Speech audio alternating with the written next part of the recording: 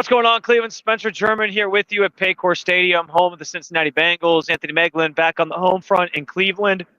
As we get you ready for Browns and Bengals, I passed a lot of sad Tennessee fans on my way down here, but happy to be coming to you live from Cincinnati, where the Browns and Bengals do battle. So, Anthony, we kind of know what's on the line here today. Bengals still alive for a playoff spot, so for them this game means a little bit more. Browns have a chance to sort of play that spoiler, especially down the stretch of the season here. And that's kind of what the rest of their season is about, is just kind of upsetting some of these teams and maybe knocking them out of playoff contention if they can, or, at least interrupting some of their postseason plans. I don't know that there's a ton to sort of look into other than the fact that we know DTR is starting. Mm-hmm. And he's sort of said this week that he's treating this game and the next two potentially as an audition, a chance to maybe put himself in line to be the team's starting quarterback. And so there'll be a lot of evaluating of the quarterback going on today in Cincinnati. Yeah, and I think for DTR, it's just an awesome opportunity, right? You look at his stats, and they're not good, right? He hasn't been good any time that he's gotten into any type of game action for the Browns. But what I would say is that there's been two scenarios where he's kind of been thrown to the wolves. You think back to his first ever start when Deshaun got benched or he was still injured or whatever it was against the Baltimore Ravens. It's like, all right, if you're going to have a surprise start, you at least hope it's not going to be against the Baltimore Ravens and one of the best defenses in all of football. Obviously, that game didn't go as planned. He had a couple last year where, all right, when it was his turn, the team was kind of getting turned to him, and he started to actually build some actual good football. He's playing some good ball, and then he gets that concussion against the Denver Broncos and kind of gets knocked out. And obviously that starts our playoff run. But I think for Browns fans, this is a good opportunity to learn exactly what he is. He's got a 3-week stretch here, just under a month, where he can prepare to be the starter from Sunday to Sunday, do all the things a starter would do, and be confident going into a game plan and not being in that backup role where he's like, maybe I'll get in, maybe I won't.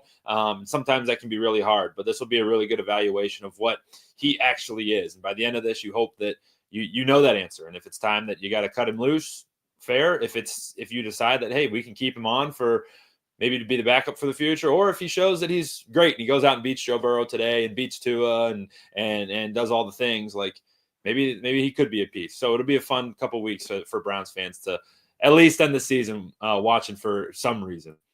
Yeah, and you alluded to it, but that's the biggest reason why they brought him or gave him the week to sort of prepare, was because they've sort of thrown him into the fire a couple times and it hasn't gone well. I think the big thing with DTR is that there has been moments. There's been moments where he's kind of sparked the offense and let it drive down the field. It just hasn't been consistently enough. So I kind of go into this game feeling that I don't necessarily think the Browns are going to get some great evaluation of DTR. I shouldn't say that. They're going to evaluate him. But what I'm trying to get at is I think they know who he is. And I think these next 3 weeks are just going to kind of confirm that. I mean, listen, the guy's thrown 1 touchdown to 7 interceptions in the 8 games that he has played in. So there's some serious concerns there in terms of him being a viable starter in this league. I think they know he's not that player, but maybe this kind of confirms for them whether or not he's part of the conversation or back in the room next year, or a piece that they can trade. Maybe it's an audition to trade him, and whether or not he belongs with this group, or if they're going to sort of redo the entire quarterback room around Deshaun Watson, who we know is still likely to be here next year just because of the nature of his contract. Yeah, and it's a good opportunity too, and what I do also appreciate is how the whole team's kind of stayed bought in. This kind of stinks. As you were going through this, I was thinking back. You were going through what you just said. I was thinking back to this time last year. We were getting ready for a Thursday night football game against the New York Jets, where we were going to clinch a playoff spot. And 365 days later, we are 3-11, and the sky is falling, and Dorian Thompson-Robinson your starting quarterback. So it's all right, figure out what you got in DTR, and then that kind of plan that starts the process of figuring out what that quarterback room is going to be in 2025. Because in my personal opinion, it's not going to look the same that it did going into next year as it did this past season. So this starts the process, figure out what DTR is, and then that can really control where the dominoes start to fall after that.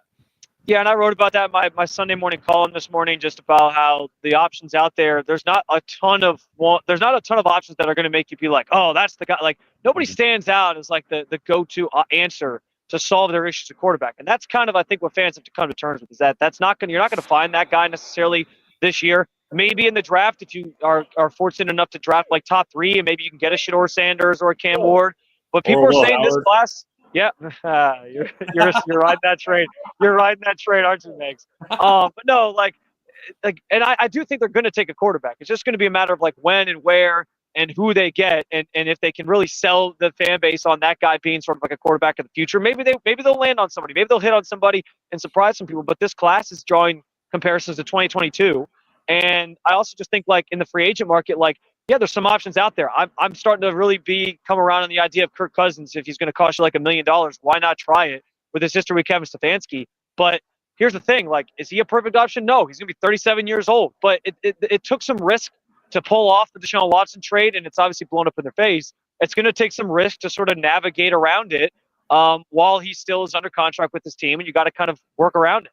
And I would say, Spin, there's 2 examples to look at where not only is there risk to work out of it, but you have to get lucky. And those 2 examples that I point to are San Francisco, right? The same draft they drafted Trey Lance in is the same draft they drafted Brock Purdy, okay? And if they would have not drafted Brock Purdy, San Francisco would be in a world of hurt. I'm sure that they wouldn't have gone to 2 straight Super Bowls or 3 straight or whatever it was and have this awesome team, because they struck gold and they found a diamond in the rough in the 7th round, last pick of the draft, all the stuff. We know all about it, but there's an element of luck there, right? And the other one is in Denver, right?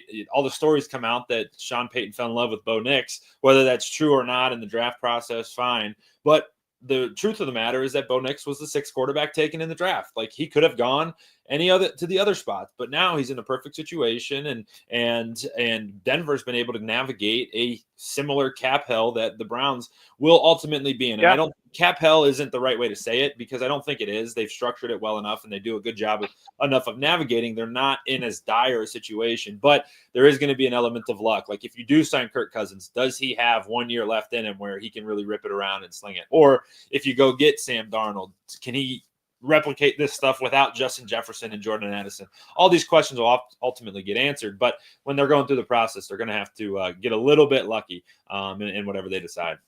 Yeah, and again, we'll see what DTR, if he factors into that at all, if this kind of just, these next couple weeks just kind of confirm what he is and he is part of the room or not. It's going to be a little tougher for him today because no Cedric Tillman. He was ruled out yesterday ahead of today. Today's like official injury report and actors that come out in about 30 minutes. David Njoku's status still sort of up in the air. I think of all these injuries, MJ Emerson's also questionable at this point too. So we'll see what his status looks like as we get closer to kickoff here. Obviously, I think of those, like, not having Cedric Tillman's a little bit of a bummer because I think he's been having a pretty solid season. And I know him and Dorian have some good chemistry. So it would have been nice to see how they kind of function together.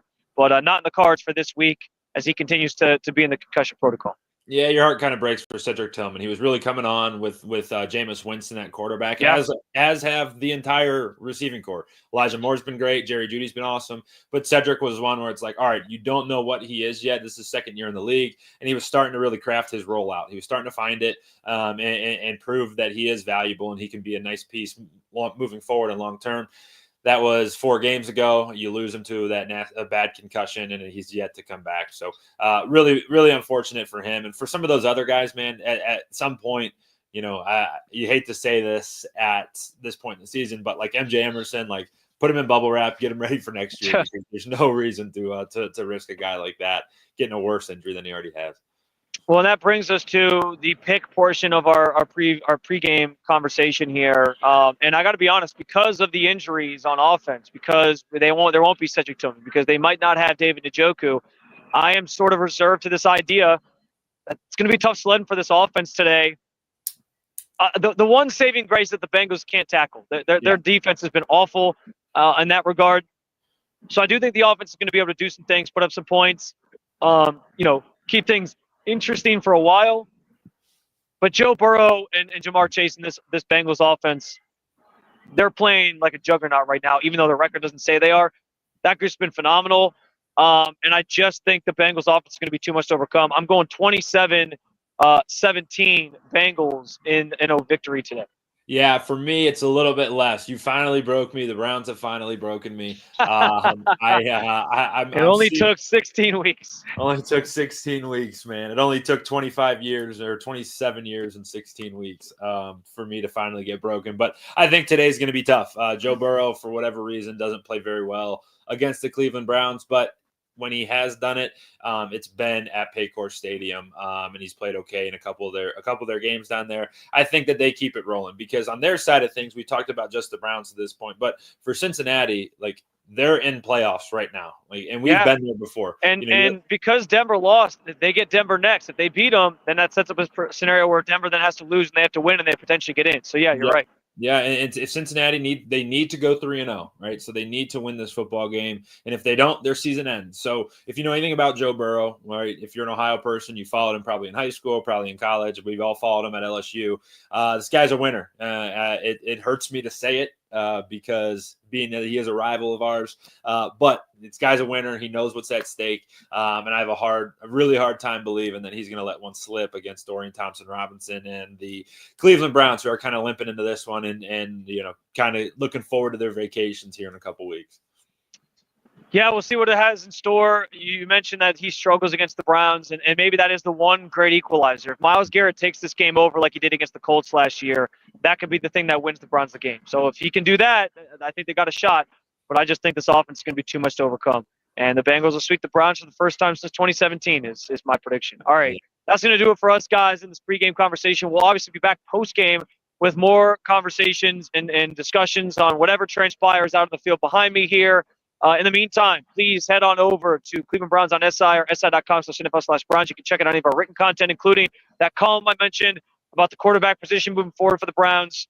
You can see my thoughts on them having to sort of take some risks here this offseason. Also, we'll have an Actus coming up there for you here shortly, among a bunch of other things throughout the game and after the game. And, of course, check back in at the Cleveland Browns and SI YouTube channel. Anthony and I will be breaking it down for you there. We appreciate you jumping on in with us as always. Enjoy the game, enjoy your Sunday, and keep on following along with the Cleveland Browns and SI for all your Cleveland Browns coverage.